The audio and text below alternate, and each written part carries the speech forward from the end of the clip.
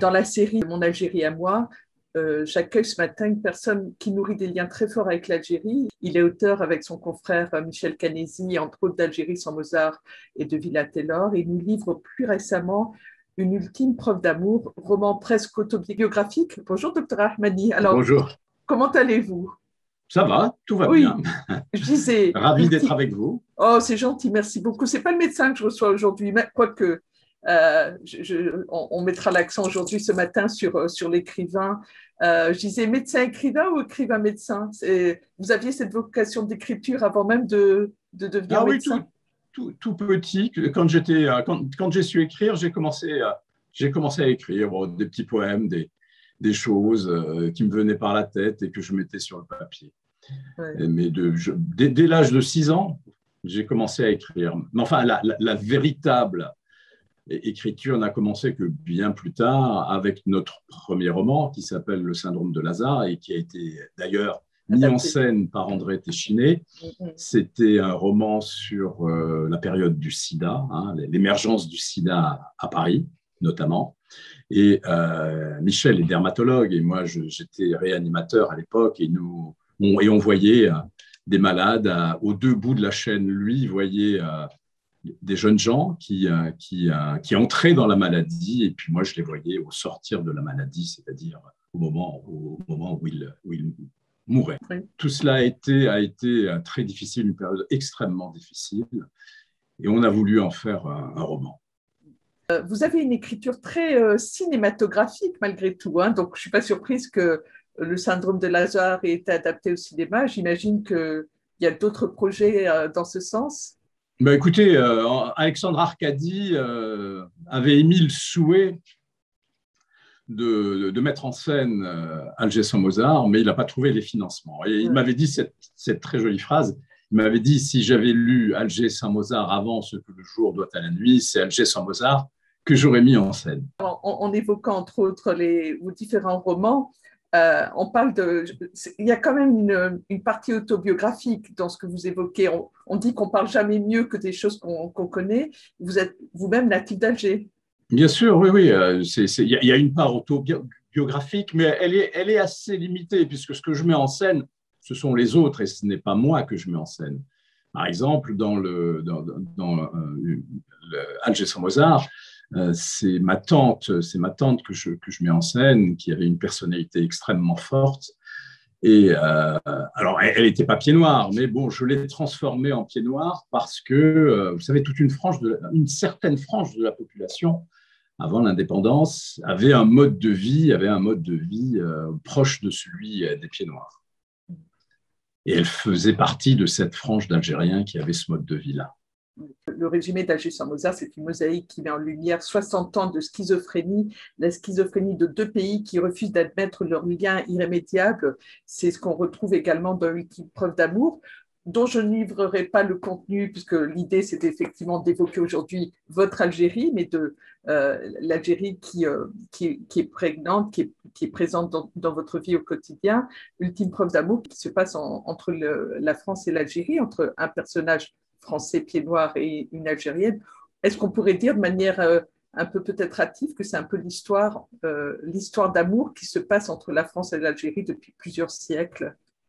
Oui, oui, c'est un roman qui est métaphorique. C'est un roman qui est destiné à essayer de rétablir la concorde entre les deux pays. Vous savez, il y a des gens qui, tant en Algérie qu'en France, qui veulent absolument que les deux pays soient antagonistes. Ils ont un intérêt politique à cela. Ils prêchent pour une séparation. Par exemple, en Algérie, on veut remplacer l'anglais par le français. On dit que la France est un ennemi irréductible. Certains ont dit ça. Je trouve que c'est absurde, le passé est du passé. Certes, il ne faut pas l'occulter, mais il faut travailler pour l'avenir. Et les deux pays sont face à face, géographiquement parlant. Ils sont condamnés à vivre ensemble. Bon, on en a un exemple si aussi. l'Algérie était en Chine, on pourrait dire oui, on peut tirer un trait sur le passé. La France, c'est très loin.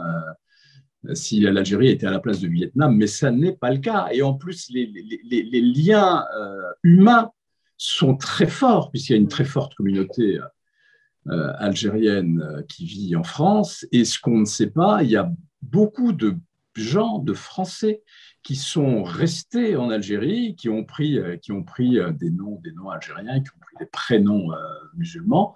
Mais moi, mon père était haut fonctionnaire au ministère de l'Industrie dans les années 60, au début des années 70, et il ramenait des tonnes de journaux, dont le journal officiel de la République algérienne. Et je m'amusais à regarder les naturalisations. Et c'est incroyable le nombre de Français d'origine, de Français de souche, qui se sont naturalisés, qui se sont fondus dans l'Algérie. Eh bien, tout cela crée des liens qu'il n'est pas concevable de vouloir rompre.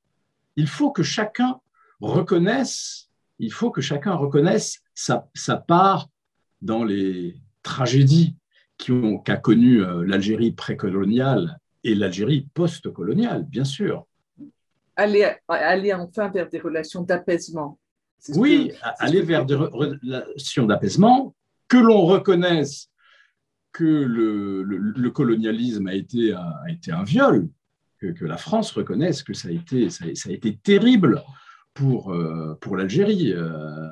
Envahir un peuple, envahir un pays, ça n'est jamais une chose extraordinaire. Surtout sous des motifs fallacieux, docteur. Si on s'intéresse à l'histoire. Mais c'est l'histoire. Il faut toujours contextualiser les événements historiques. Vous savez, le Coran, par exemple, on dit que c'est le Coran véhicule une idéologie violente, mais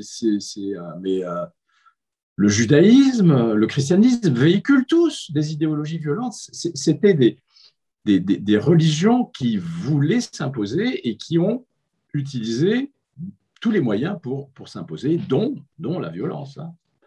Mais il faut contextualiser parce qu'elles s'affrontaient à une autre violence. Le christianisme a connu une violence de la part de l'Empire romain extraordinaire. Et de même que les musulmans ont dû à se battre physiquement pour pouvoir vivre et pour pouvoir vivre leur religion. Vous nous livrez au travers d'Alger sans Mozart, mais surtout Ultime preuve d'amour, un magnifique voyage à travers le temps et surtout à travers la ville d'Alger. On comprend que vous la connaissez bien. Et en fait, il y a les rues, les bâtiments tels que le mythique hôtel Aliti et son liftier, les bâtiments, les rues ont presque autant d'importance que les personnages.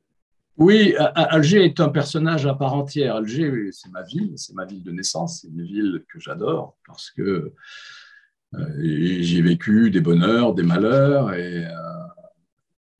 et de surcroît, c'est une ville qui est magnifique, c'est une des plus belles villes de Méditerranée. L'architecture est somptueuse, enfin le décor, ce décor en amphithéâtre, tous ces arbres qui la ceinturent, qui malheureusement disparaissent peu à peu. Tout cela fait que c'est une ville que j'aime et que j'ai envie de décrire parce que c'est un parfait décor pour des chansons, pour des romans, pour plein de choses, pour des films aussi. Malheureusement, peu de films ont été tournés à Alger, mais c'est une ville qui donne envie d'écrire, de vivre, de souffrir et d'aimer. D'ailleurs, vous pouvez peut-être nous livrer l'anecdote, les conditions dans lesquelles s'est décidée l'écriture d'Ultime preuve d'amour. Eh bien, j'étais avec Michel et puis on a été faire un tour dans l'hôtel Eliti. On a demandé à le visiter. Et Michel a été frappé par la beauté de l'endroit parce que c'était un endroit très, très beau. Malheureusement, je crains qu'il n'ait été un peu défiguré par une rénovation qui dit-on, je ne l'ai pas vu encore la rénovation, qui, dit-on, n'a pas respecté l'esprit art déco du lieu. Mais c'était un pur produit art déco. Il a été inauguré dans les années 30 pour le centenaire de la colonisation française en Algérie. Et c'était ce qu'on appelait la ville dans la ville. C'était une ville à elle toute seule dans Alger. Il y avait une vie mondaine très importante. Il y avait des spectacles, il y avait une salle de cinéma d'ailleurs, hein, qui existe toujours. Il y avait un casino et tout ce qui comptait dans la haute société algérienne, la haute société coloniale, bien sûr, parce que les indigènes, enfin les musulmans n'y avaient pas accès, sauf certains très très riches. Et, l'immense majorité des Algériens dans les années 60 étaient pauvres. Eh bien, c'était un endroit mythique. Et on ressentait, lors de cette visite avec Michel, le poids des années et le poids de la richesse de l'endroit. Même décrépit, cet endroit était parlait encore. On fait un voyage géographique, on fait également un voyage dans le temps. Les histoires commencent avant l'indépendance et évoquent des périodes plus difficiles qu'a connues l'Algérie, telles que la décennie noire. Il y a la volonté de transmettre aux jeunes générations ce qu'était l'Algérie d'avant l'indépendance. Parce que, vous savez, maintenant, plus de 80% de la population n'a pas connu la colonisation. Moi, je l'ai connue, j'ai des souvenirs extrêmement précis.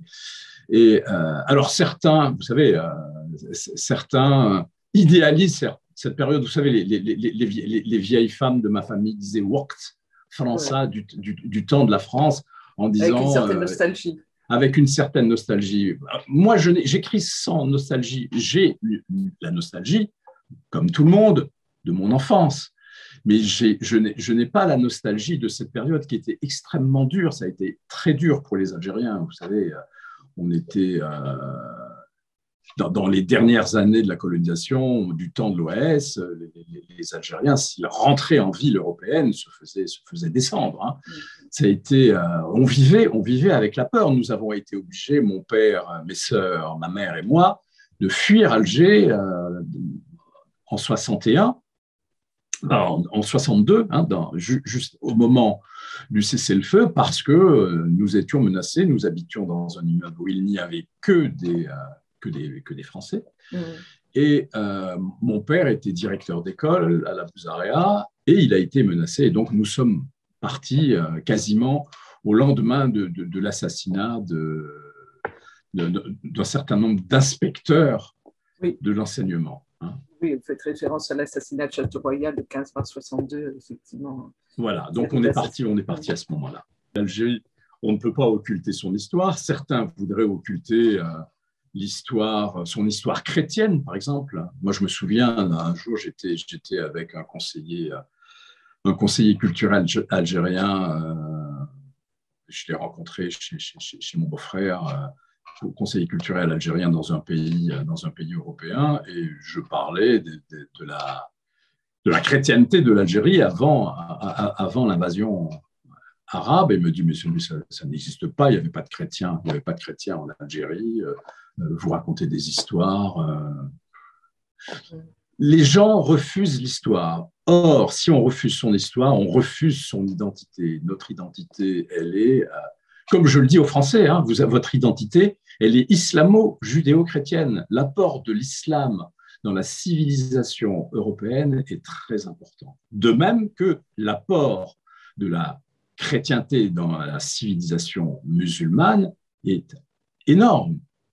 Énorme. La parenté entre le christianisme, le judaïsme et l'islam est incroyable. Hein. Ce sont des religions qui sont jumelles.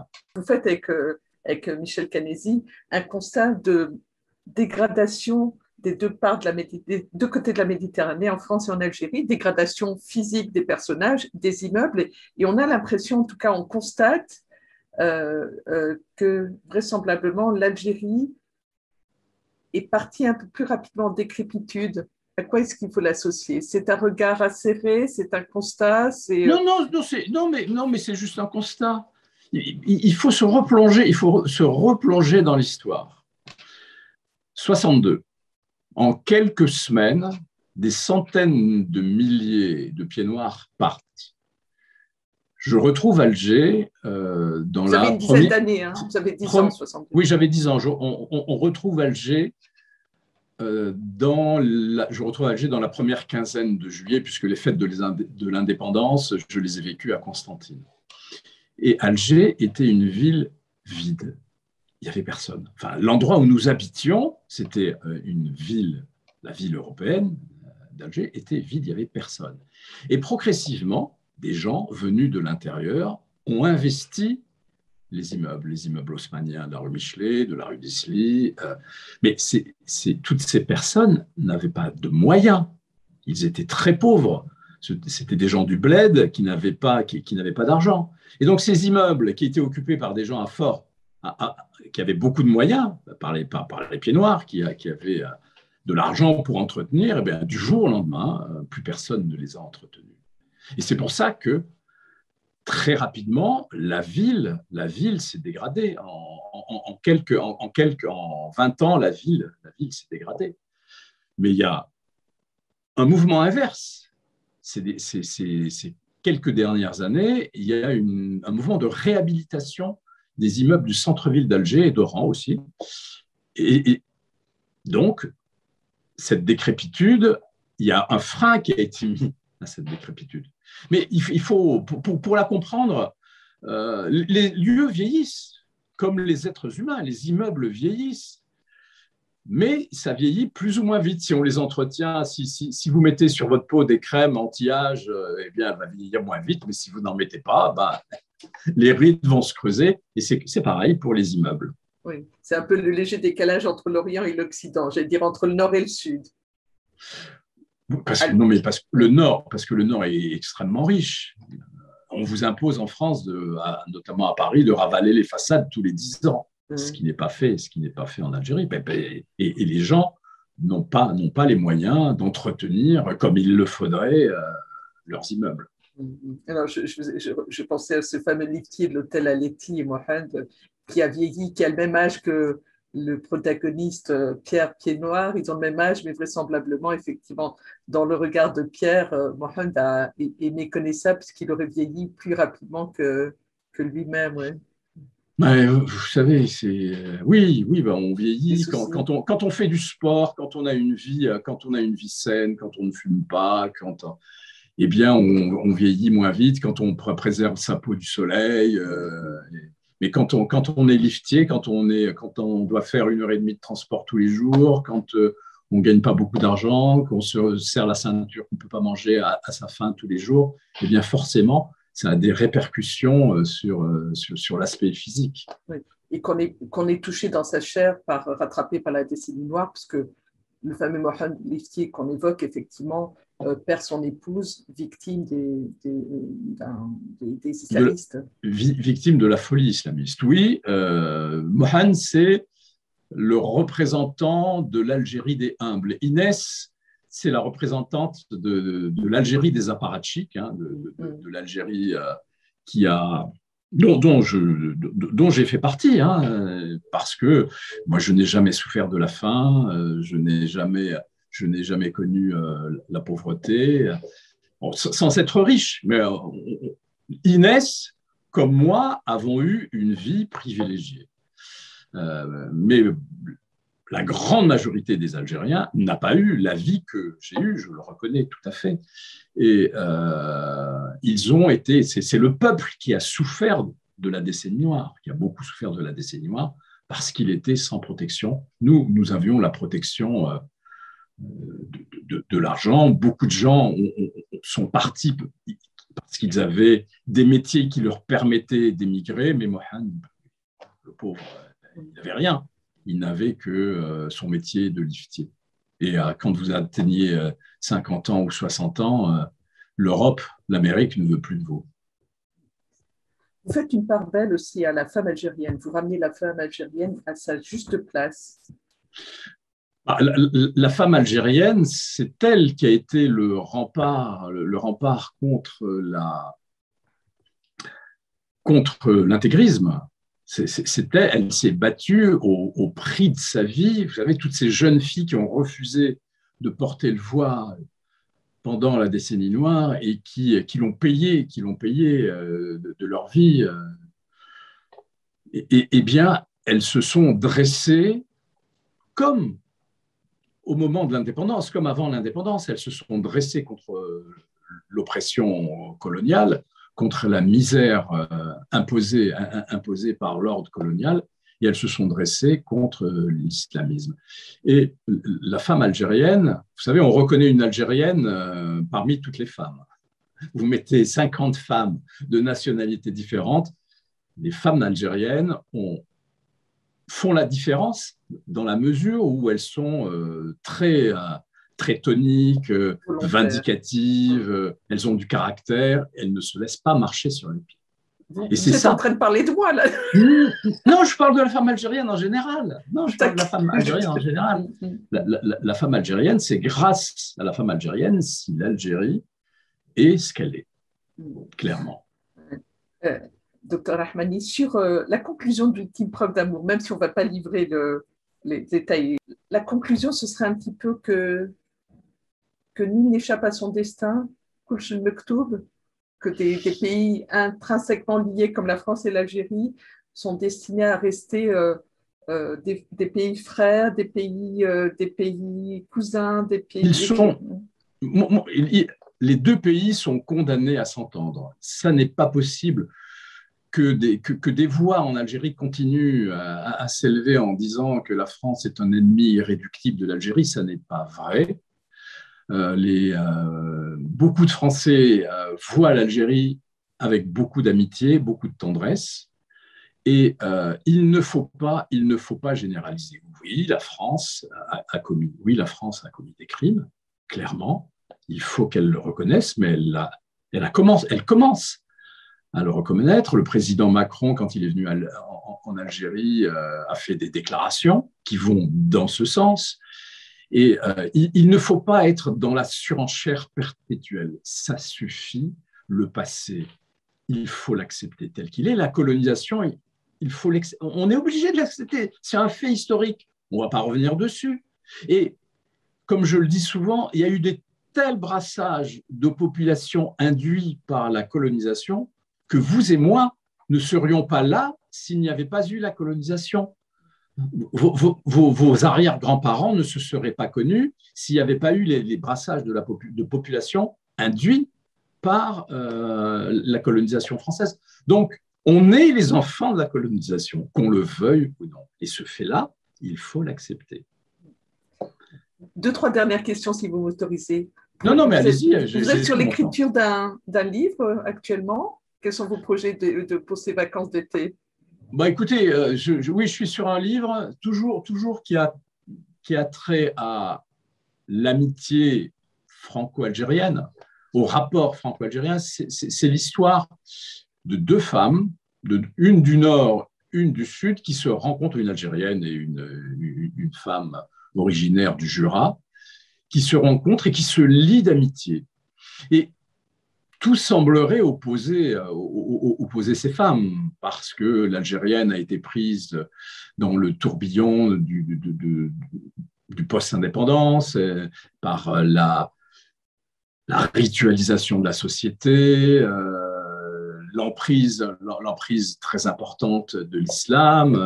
Donc elle fait ses 5 prières par jour, elle est très, très traditionnaliste, et puis elle rencontre cette femme, elle qui a connu la libération de la femme des années 60 et qui vit elle a 80 ans, elles ont 80 ans tous les deux, mais qui vit seule parce qu'elle a perdu son mari et qui a une vie de parfaite occidentale, alors que l'Algérienne, elle vit recluse dans son appartement, elle sort quasiment plus, si ce n'est pour aller à Sidi Mohamed sur la tombe de son mari.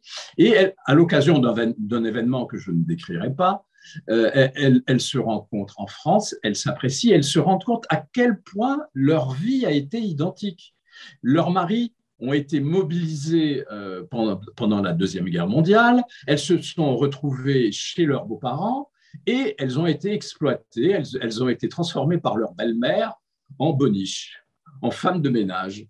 Elles ont connu les bombardements, elles ont connu les nuits dans les abris sous les immeubles, et elles se rendent compte à quel point leur vie a été semblable finalement, et que malgré la religion, malgré la distance kilométrique, malgré la Méditerranée qui les sépare, eh bien, elles ont beaucoup de choses en commun. Et c'est vrai que avec la France, avec l'Occident, nous avons beaucoup de choses en commun. Je le dis et je le répète, nous sommes de la même civilisation et cette civilisation, c'est la civilisation islamo-judéo-chrétienne. Oui, refuser ces points communs, j'ai utilisé un mot fort, nous expose à l'aliénation, j'allais dire. Pardon, je vous entends très mal là.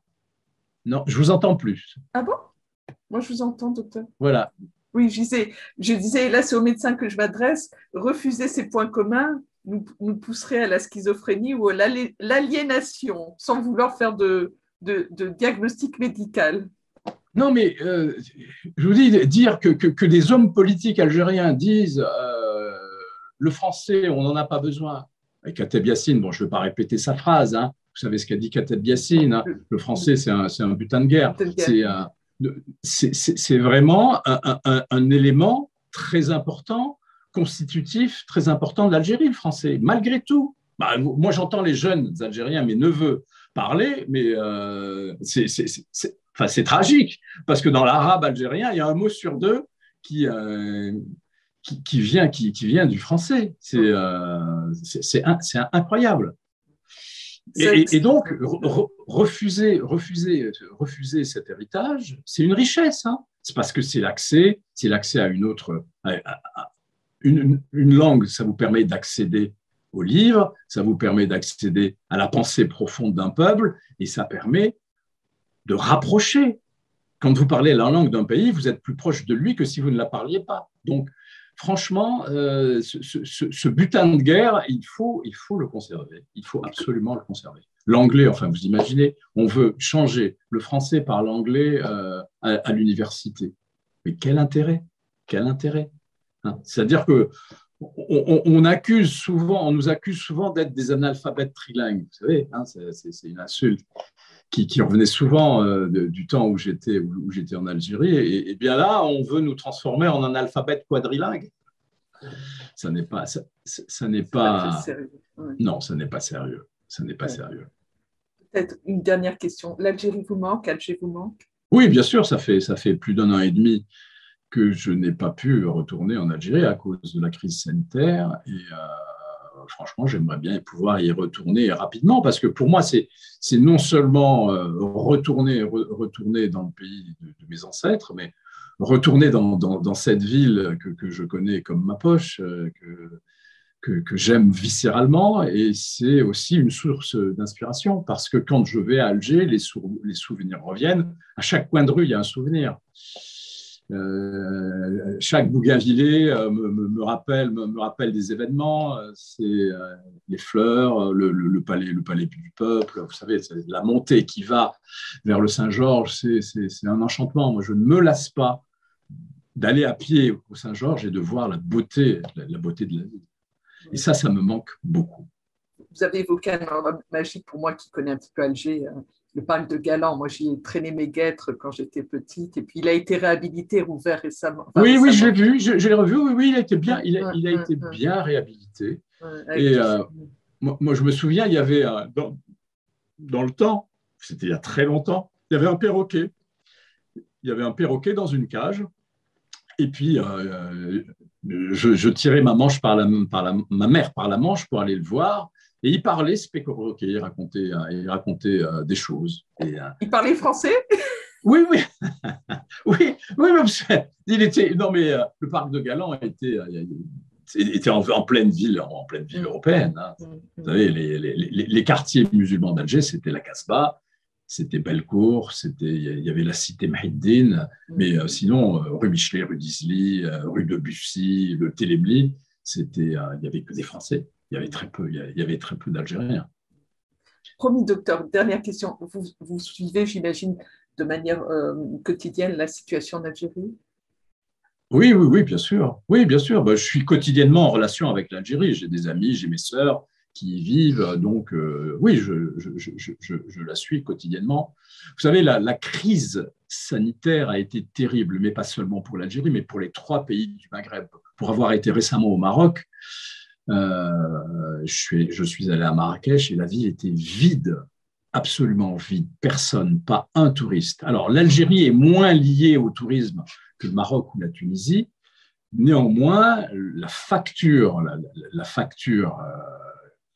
à payer est énorme. Et il y a une très grosse crainte de l'Europe, hein, vous le savez, hein, vis-à-vis de ces troubles économiques en Afrique du Nord, parce qu'ils ont peur d'une émigration massive. Hein. Et il y a réellement une inquiétude sur l'économie liée à cette crise sanitaire.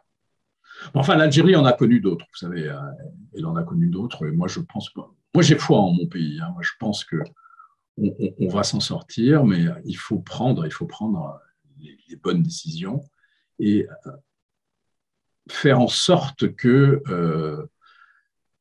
les gens soient heureux et puissent travailler dans la dignité. Merci en tout cas ce matin de nous avoir livré ce témoignage.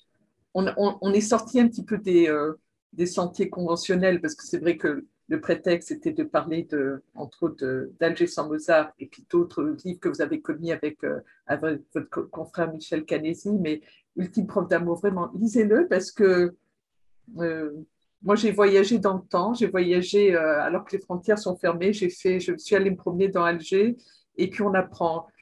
L'avantage du roman, c'est que où les fictions nous font découvrir beaucoup de choses. Donc, merci beaucoup de ce voyage. Oui, mais c'est vraiment l'Algérie, vous savez, c'est l'Algérie telle que je l'ai vécue, telle que je la connais. Il n'y a rien de faux. Vous savez l'épisode où Inès est félicitée par Boumaza. Eh bien, ce n'était pas Inès, c'était moi. J'avais écrit, mon père travaillait avec Boumaza, qui était ministre de l'économie. À l'époque, il y avait un énorme ministère. Et je lui avais écrit parce que plusieurs mois après l'indépendance, on se baladait dans Alger, il y avait encore les petits sireurs, qui étaient un héritage, un triste héritage de la colonisation. Et puis, je lui avais écrit une lettre en lui disant, écoutez, monsieur le ministre, je ne comprends pas, il y a toujours des petits sireurs dans les rues d'Alger. Et lors d'une réception que je décris, il m'a appelé, il s'est adressé à moi en me disant, écoutez, je vous remercie de m'avoir écrit cette lettre et je vous promets d'en tenir compte. Mais j'avais 11 ans à l'époque, j'étais tout petit. Et effectivement, quelques semaines plus tard, à Sidi Ferruche, il a ouvert un centre pour les petits sireurs. Et tout ça, donc tout ce que je dis dans Alger sans Mozart ou dans Ultime preuve d'amour, c'est nourri de mon expérience d'Alger. L'indépendance, ça a été extraordinaire. Avoir vécu les fêtes de l'indépendance à Constantine, pour moi, ça a été fantastique.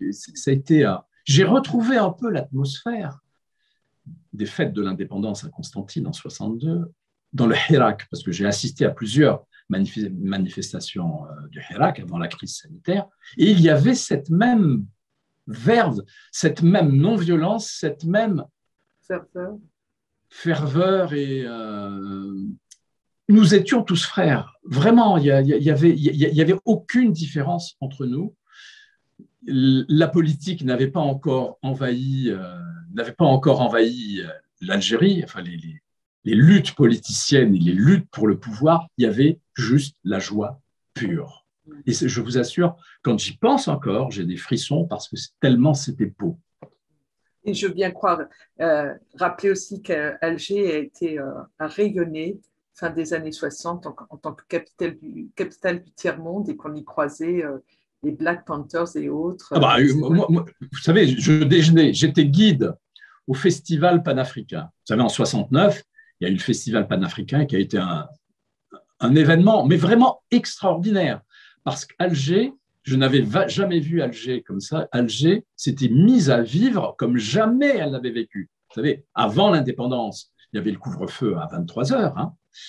Après, quand l'indépendance est arrivée, il n'y avait plus le couvre-feu. Mais Alger a toujours été une ville un peu austère, à la différence d'Oran. Et là, brusquement, les rues ont été redécorées, les places publiques ont été transformées en scènes de théâtre, les cinémas ont été réhabilités et Alger a vécu comme une folle pendant 15 jours, au rythme de Myriam Makeba, de Nina Simone. Moi, je déjeunais tous les jours à côté de Myriam Makeba, au Saint-Georges, parce que j'étais le guide d'une chanteuse gambienne qui s'appelait Vicky Blin, enfin que tout le monde a oublié maintenant parce que je ne sais pas.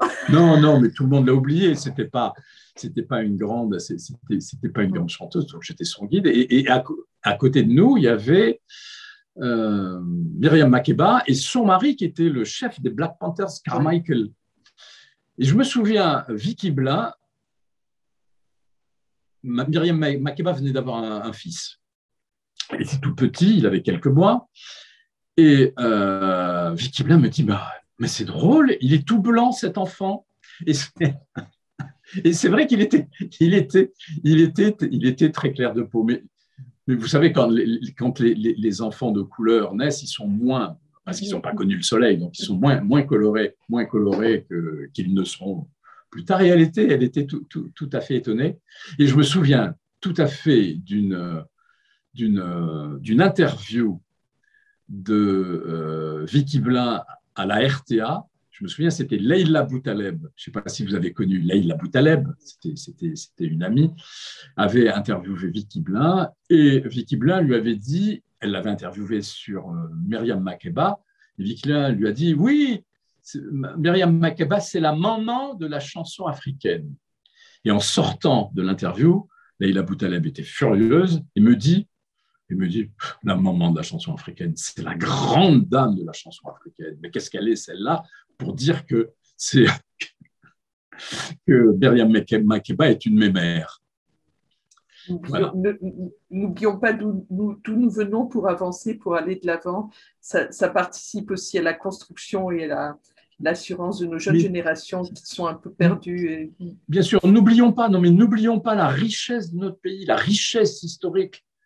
Vous n'imaginez pas, enfin, l'Algérie s'est inscrite dans l'histoire dès Massinissa, enfin, dès l'Antiquité. Elle a profondément marqué l'histoire. Et c'est pas seulement l'Algérie chrétienne a profondément marqué l'histoire.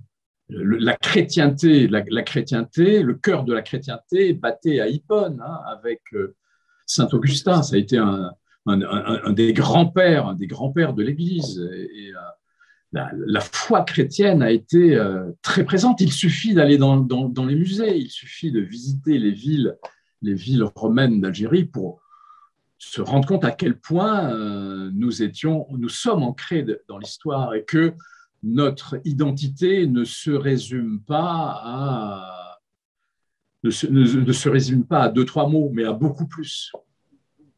Apprenons notre histoire, maîtrisons notre histoire, lisons, voilà. Cet été, vous avez de la place dans vos valises. En plus, on vraisemblablement ne va pas partir très loin. Donc, il y a des livres. C'est à consommer sans modération. Et c'est, comme je m'autorise à paraphrer le médecin que vous êtes, c'est 3 fois par jour de lire sans modération. Merci beaucoup, Dr Armani. Merci à vous.